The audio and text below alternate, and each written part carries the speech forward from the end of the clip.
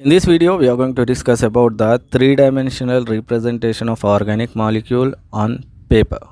You all know it is highly difficult to represent the three-dimensional structure on two-dimensional paper.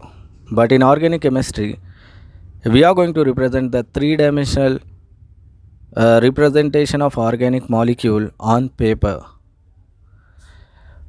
For this representation, we are going to use two wedges. One is a dashed wedge and the other one is solid wedge. Always remember that a structure, organic molecule structure, can be represented in this following way in order to express its three-dimensional representation. The bonds which are in the plane are represented by the straight lines.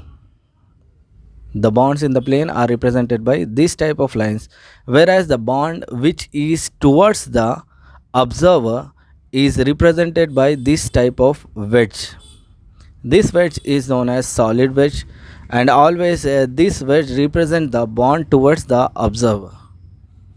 For suppose if the observer is in this direction, he can see the molecule from here, and this is considered as the bond towards the observer. And remember that the bond which is away from the observer is represented by dashed wedge. While representing the three-dimensional structure, we are going to use two wedges. One is solid wedge and the other one is dashed wedge. Dashed wedge is used to represent the bond away from the observer, whereas solid wedge is used to represent the bond towards the observer. This type of representation of organic molecule on two-dimensional paper is known as a wedge and dash representation.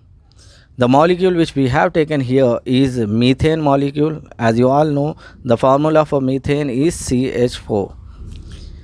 Here in methane molecule we have two planar bonds and two bonds which are one towards the observer and other one away from the observer.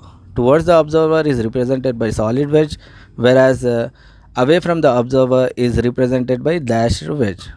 Always remember these two wedges are used to represent the three-dimensional structure of organic molecule. We will see the remaining things in next coming video.